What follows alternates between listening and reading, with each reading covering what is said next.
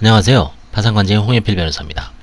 오늘은 채무자들의 왜 파산면책 신청을 취하는가 7번째 시간으로 가족명의 사업운영 사례 3개에 대해서 한번 알아보겠습니다.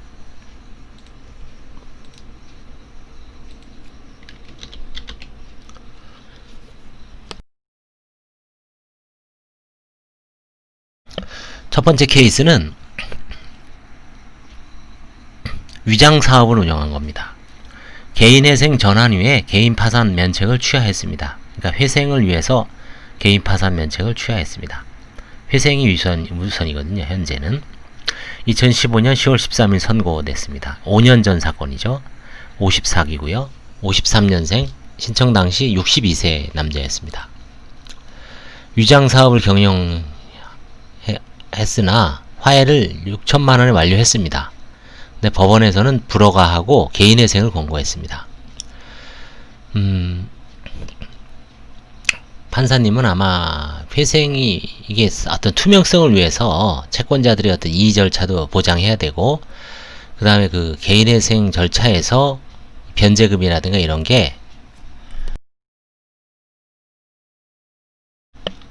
정확히 산정돼야 된다는 이유 같았습니다. 명확치는 않지만 하여튼 개인회생은 적합하지 않으니, 파산에서 화해는 적합하지 않으니까 개인회생을 하도록. 그리고 또 이 사람이 이게 6천만원 중에 이 상당수가 어떤 세금으로 변제되는 측면도 고려된 것 같습니다. 그래서 위장사업의 스토리를 한번 살펴보기로 하겠습니다. 채무자는 주식회사 땡땡 ENG를 운영상황, 채무자 주식회사 땡땡 ENG 운영상황. 채무자는 96년 2월부터 2002년경까지 ENG라는 땡땡 ENG라는 개인 사업체를 운영했습니다. 제 기억으로는 그때 환경 관련 어떤 그 기계라든가 이런 거를 만드는 업체입니다. 2005년경 배우자의 지인에게 부탁하여 법인을 설립한 후 지인을 대표이사 부정기적으로 일정한 대가를 지급할 정도로 어느 정도 그냥 바지죠, 사실은. 그 다음에 채무자의 배우자를 직원으로 등록하여 배우자는 월 300만원 급여 형태로 수령했습니다. 이걸로 이제 생활비를 했겠죠.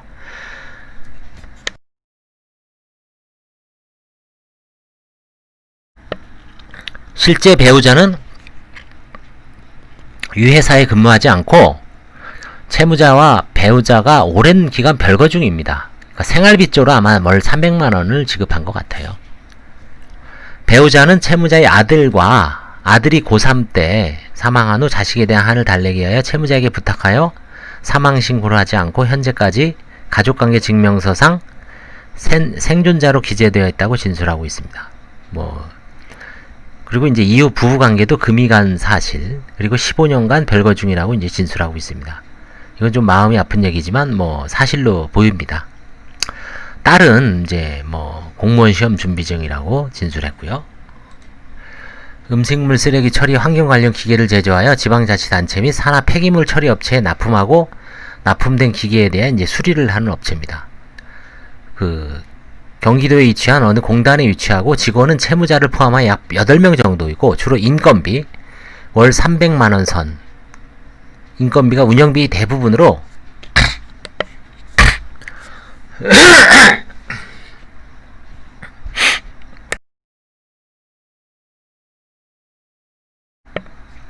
큰 이유는 남지 않는다고 진술하고 있습니다.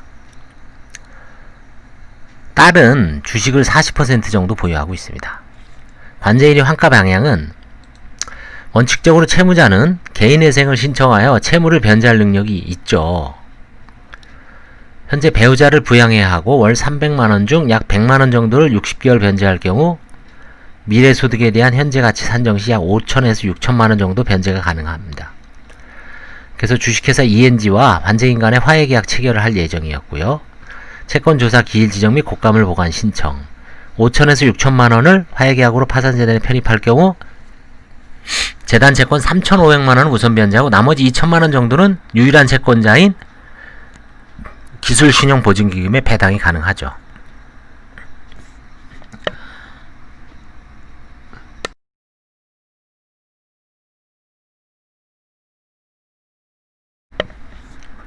근데 이제 사건 후기, 아까도 말씀드렸지만 재판장님은 이 사건은 파산 사건으로 진행하기에 부적당하다는 의견을 피력하셨고 채무자에게 회생 신청을 권고했습니다. 다행히 일반 회생은 아닙니다. 5억은 넘진 않은 것 같아요. 만약 채무자가 회생을 신청하여 회생 계획안이 인가되면 파산 절차는 폐지 사유가 되는데 채무자는 무슨 이유인지 몰라도 회생을 신청하고 파산 면책 절차는 취하했습니다. 파산 선고 사실은 그대로 유지되고 면책만 취하되는 법률상 효과. 만약 추후에 회생 인가를 받지 못하거나 회생 인가 후 불이행으로 폐지되면 채무자는 다시 면책 신청을 할 수 있을까요? 이게 제도의 파산 허용 문제인데 이런 경우에는 파산 원인이 다름으로 허용해야하는 것이 이제 제 견해입니다. 아마 맞을 겁니다, 이게. 예를 들어 개인회생을 불입하던 중 갑자기 사업 환경이 변하여 사업이 어려워져 불입을 하지 못하는 경우라면 당연히 회생 폐지 후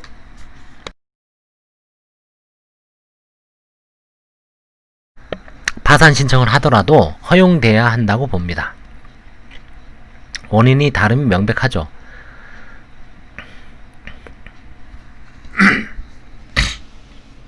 그래서 이 사건은 결국은 회생으로 갔습니다. 갔을 거예요. 뭐 어떻게 그 이유는 어떻게 된지 모르겠습니다. 이건 쭉 그 얘기고요. 자, 그 다음에 이제 두 번째 케이스는 자녀 명의로 음식점을 운영한 케이스입니다. 설명 의무 위반. 신청 당시 62년생 여자고요. 채무자로 나이는 54세 정도였습니다. 채권자는 국민행복기금 한 명이었고 채무액은 약 8,955만원, 9천만원 정도 됐고 국민행복기금이 채무의 성격상 과거 배우자의 사업상 채무를 카드와 소액대출로 변제하면서 메꾸고 장기간 연체되어 신용불량자로 지낸 채무자로 보입니다.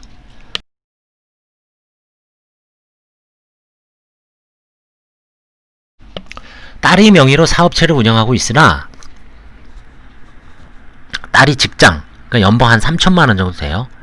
딸이 직장에 다니는 것으로 보아 명의를 빌려 실질적으로 채무자가 운영하는 것으로 이제 보였습니다. 2007년 모친이 사망하고 모친이 미등기 상속 재산이 존재하는데 상속인은 7남매고 가액 지분은 약 900만원 정도 됐습니다. 통상 미등기 상속 지분이 존재할 경우에 가족 중 한 명을 설득하여 지분 가액 내지 감액하여 파산재단, 파산관제인에게 편입하는 취지 화해계약을 보통 체결하죠.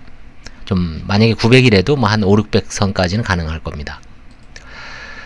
물론 협의를 하지 않는다고 관제인이 상속재산 분할 심판 청구를 하는 경우는 거의 없으나 과거 일부 사건에서 관제인이 상속재산 분할 심판을 청구한 사건도 이제 관제인 세미나에 보고되고 있습니다. 이 변호사님 케이스가 있다고 전해들은 것 같습니다. 저도. 근데 본 사안에서는 딸 명의 사업체, 식당을 운영하는 것을 관제인이 심층 조사하자 자료 제출을 거부하고 면책을 취하했습니다. 위 사업체는 저희 사무실에서 도보로 약 20분 정도의 거리에 위치하여 마음만 먹으면 현장을 조사하기에 수월한 것으로 이제 기억이 납니다. 예수리 전당 근처에 위치한 음식점으로 기억하고 있습니다. 통상 이와 같은 사안에서도 관제인이 조사가 심층적으로 이루어진다고 하더라도 미리 겁을 먹고 취할 필요가 없습니다. 자영업이 어렵다는 것은 누구나 다 알고 있지 않습니까? 관제인이 이런 사안은 여신금융협회 발행의 신용카드 매출 전표, 현금 매출도 등록됩니다. 이 매출 총계를 파악하여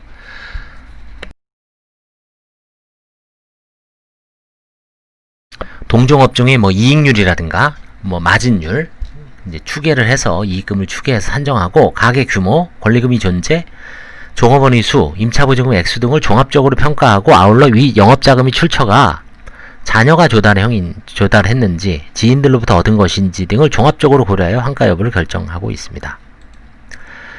최근 이와 같은 유사한 사건에서 일산의 락카페를 이와 같은 방법으로 조사한 사안이 있었는데 임차보증금 1,000만원에 임료가 150만원, 5년 동안 카드 사용 매출액이 월 평균액이 약 한 500에서 600만원으로 현금 매출을 감안하더라도 월 이익이 200 이상을 나가는 것은 이제 불가능하다고 판단해서 배우자 명의로 이전한 행위라고 하더라도 재량면책 의견으로 보고한 사안도 있었습니다. 따라서 미리 겁을 먹고 포기할 필요가 없습니다. 모든 방법으로 영업부진 상황을 입증 소명하면 장사가 되지 않는 것을 억지로 환가할 관제인이 어디 있겠습니까? 대부분 취하는 채무자는 무언가 큰 것을 은닉할 것이 있으니 취하는 것으로 보이는 것으로 보입니다.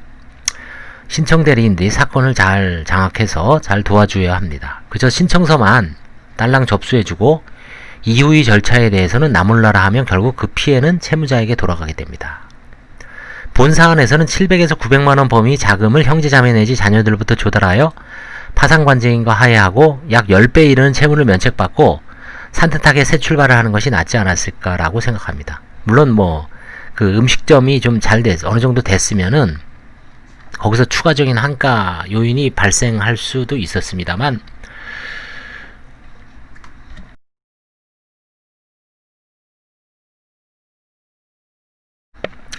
음식점이 이렇게 잘 되는 데가 없죠. 대박 나서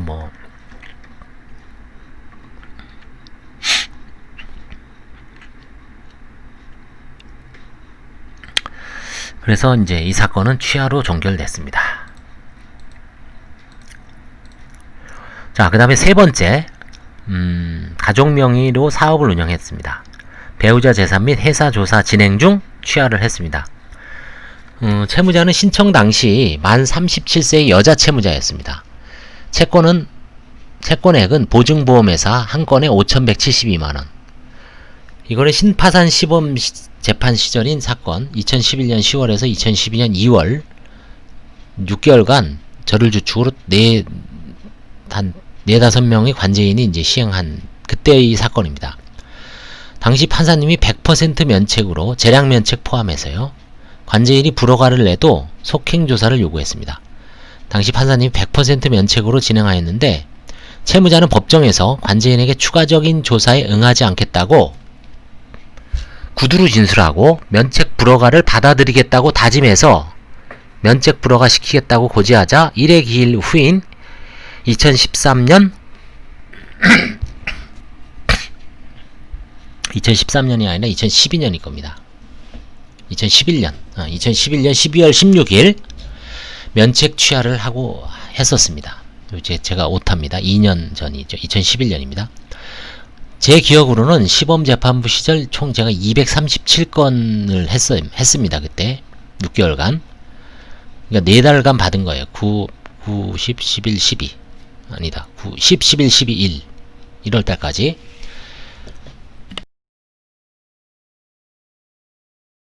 네 달간 받고 2월에 이제 재판이 종료됐죠. 그 판사님 딴 데 가시고, 그리고 이제 그 사건은 결국 계속 사단독에서 이제 속행되면서 진행됐죠. 또 새로운 판사님 오시고. 그래서 이 237건 중 제 기억으로는 유일하게 면책 불허가 받은 사안입니다. 당시 판사님은 법정에서 면책 불허가에 이해하지 않는 채무자와 취한 경우에만 있었으므로 실질적으로 불허가 결정은 없었습니다. 이것도 결국 면책 취하를 했죠. 그러니까 판사님이 면책 불허가 한 결정은 저도 면책 불허가로 올린 건 없는 것 같아요. 그 당시에. 2013년 5월 25일 춘계 도산법 세미나에서 김광기 변호사님이 문제제기가 있었죠. 과거 98%이던 면책 허가율이 그 당시 세미나 때입니다. 최근 88%로 떨어진 것은 너무 법원의 엄격 심사에 기인하는 것이 아닌가라고 문제 제기를 했습니다.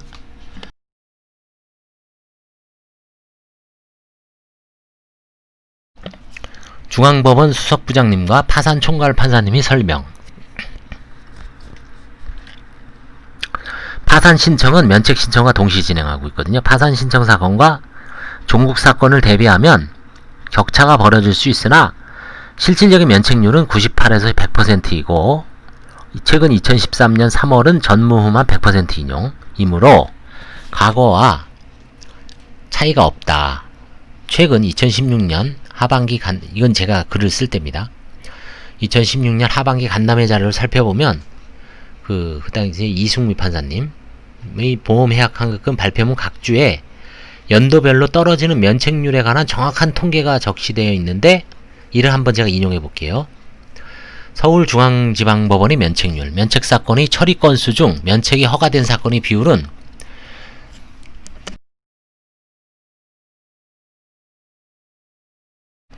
2005년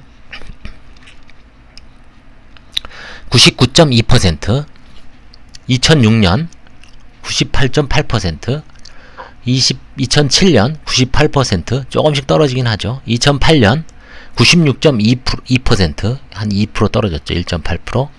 2009년 92.3% 4% 떨어졌죠. 2010년 86% 많이 떨어졌죠. 2011년 87.9%, 2012년 91.2% 다시 상승하고 있습니다. 2013년 93.5%, 2014년 93.4%, 2015년 93.1%, 2016년 91.7%. 그래서 가장 떨어질 때가 언제입니까? 11년, 12년이죠. 이때 무슨 일이 있었을까요?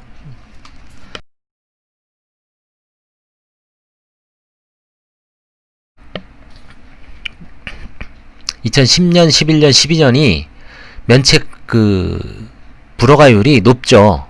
이때 무슨 일이 있었습니까? 무슨 일이 있었습니다. 왜 그러냐면 제 견해지만 맞을 거예요. 2010년도에 관제인 선임률을 확 높였습니다. 이때 이제 관제인단을 구성을 했어요. 30명으로. 2009년까지는 제가 2007년 됐고 좀 빠르신 분들이 2005년. 물론 그 전에도 있었습니다만 요때 안 변호사님 요때 되셨고 박 변호사님 요때 되셨고 저나 뭐 이만덕 변호사 요때 시작을 했고요. 그 다음에 이제 2008년 9년 좀 하다가 2010년도에 이제 30명으로 늘립니다. 그래서 파상 관제인단을 구성을 합니다.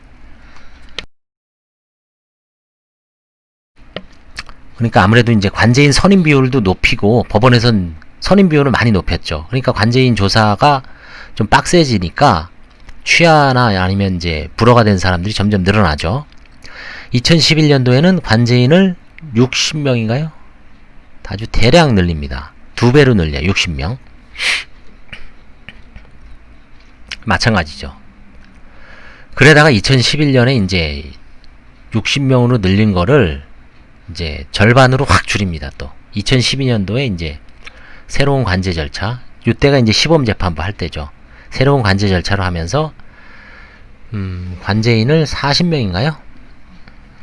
이때 관제인은 80명인가? 하여튼 배로 늘렸다가 배로 자릅니다. 그래서 40명으로 계속 유지하죠. 이때부터는. 그리고 이제 안정적으로 각 재판부별로 이제 이 당시에는 이제 개인 파산은 1, 2, 3, 4, 5단독, 9단독까지 있었죠. 이때부터는 뭐 이제 정착이 되죠. 관제인도 이제 조사 요령이라든가 이런 걸 숙지를 해서 이제 서서히 정착이 됩니다. 그러다 보니까 이제 다시 또 안정화되죠. 2017년 이후도 뭐 비슷할 거예요. 이제 다 안정화됩니다. 이때 차이가 벌어지는 이유는 채무자가 관제인이 기존 서류 내지 추가 제출 서류 요구에 불응하거나 너무 성급하게 취하로 대응하거나 관제인과 연락이 끊기거나 법정에 수차례 출석하지 않아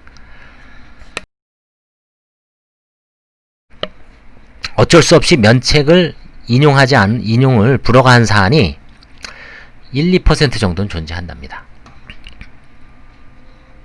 불과하고 지금은 거의 그 당시죠. 100% 면책 인용 추세다. 이거는 제 개인적인 의견입니다. 이 면책 취하 사건을 정리하는 이유가 그것입니다. 요때까지 제가 아마 2350건을 했나봐요. 2350건 중 면책 불허가 내거나 면책 불허가를 제가 이제 의견을 내거나 취하한 사건은 30건이 안 됩니다. 이거 지금 여기 있는 사건을 다 더해도 30건이 안 돼요. 채 2350건 중에 1%는 얼마입니까? 23건이죠. 거의 딱 1%, 1점 몇 프로죠. 따라서 감히 99% 면책을 받았다고 볼 수 있다. 관제인별, 판사님별로 차이가 크다. 작년에 법정에서 모 판사님이 제가 가장 채무자 친화적이라고 언급하신 적이 있다. 채무자에게 엄격하지 않고 무르다는 평일 수도 있습니다.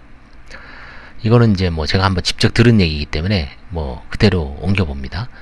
저도 면책 불허가를 올린 사안은 1000여 건 중에 몇 건 없고 관제인과 연락 두절로 사회 속행을 하다가 전보도 발송해보고 딸을 설득하여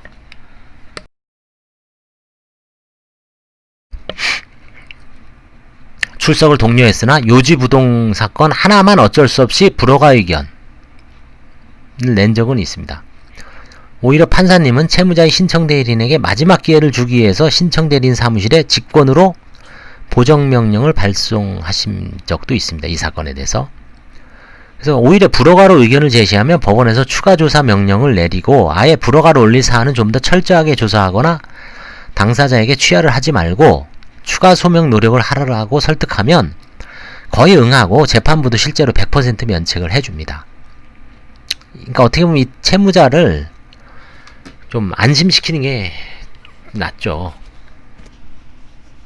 왜냐면 이제 채무자는 좀 겁이 나서 불허가 취하를 하는데 당신은 취하할 이유가 없다. 뭐 재산을 은닉해서 제가 보기에도 재산 은닉 때문에 그게 아니라 뭔가 소명이 좀 부족하면 부족한 대로 이제 알려줍니다. 이러이러한 점에 대해서 최소한 만약에 뭐 5가지 서류가 있으면 그 중에 한두 가지만 해라. 5가지가 완벽하더라도 소명이라는 게 100% 입증이 아니잖아요. 그쵸?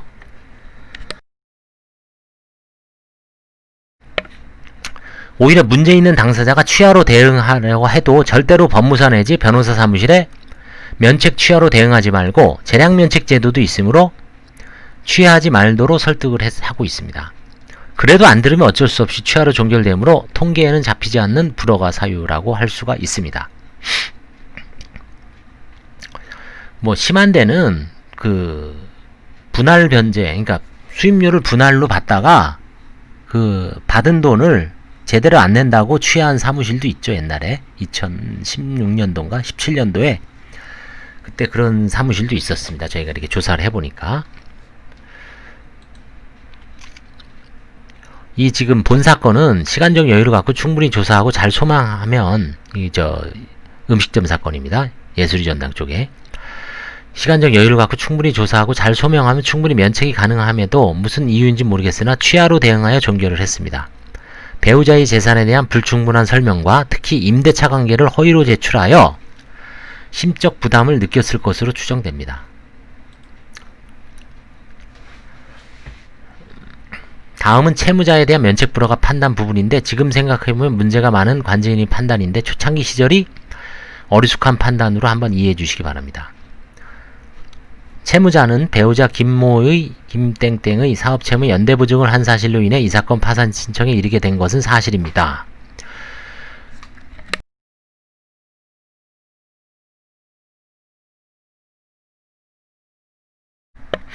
그런데 채무자가 제출한 임대차 계약서에 의하면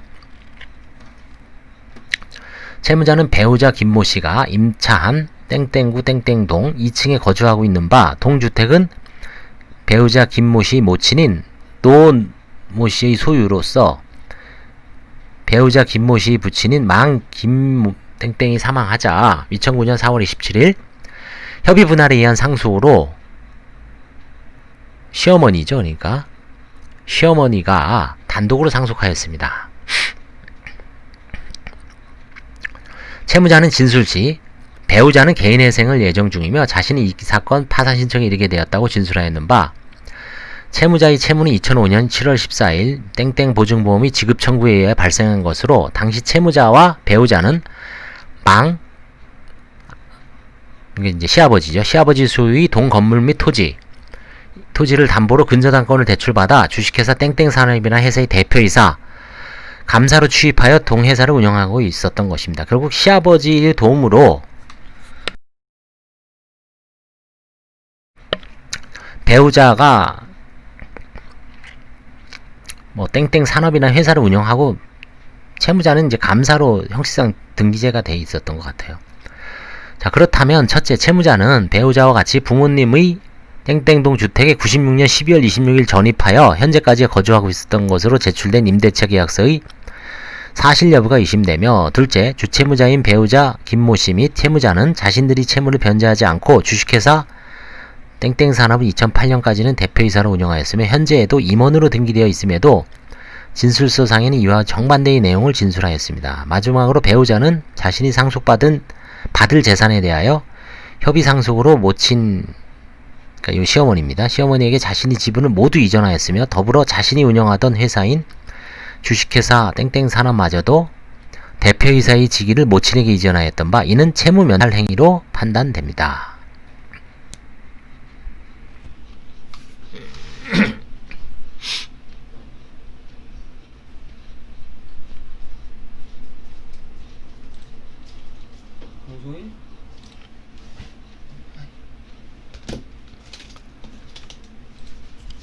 어떻습니까? 이게 위장 사업을 운영을 했고요. 지금 제가 이제 좀 약간 착각을 했는데 이게 4개의 케이스입니다. 정확하게 다시 한번 지금 생각이 났네요. 뭐냐 하면 이 첫 번째 건 위장 사업, 환경 관련, 그 다음에 자녀 명의로 음식점 운영, 그 다음에 세 번째가 배우자, 두 번째가 자녀 명의로 음식점 운영했고요.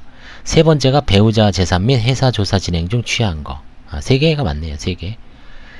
죄송합니다. 하여튼 요 3개 케이스에 대해서 한번 그 위장 사업이라든지 이런 부분에 대해서 법원에서 어떻게 생각하고 회생이 적합한지 부적합한지를 판사들은 어떤 기준으로 시각에서 바라보는지 뭐 많은 사례가 있었으면 좋겠습니다만 요 3사례만 얼추 봐도 대략적으로 이제 알 수 있죠. 그렇죠? 한번 잘 들어보시고, 어차피 뭐 제가 이걸 기존에 있는 골자를 읽는 거기 때문에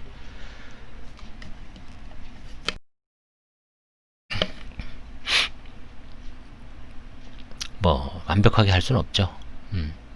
요게 이제 두 번째 게 이제 예술의 전당 그 음식점이고요.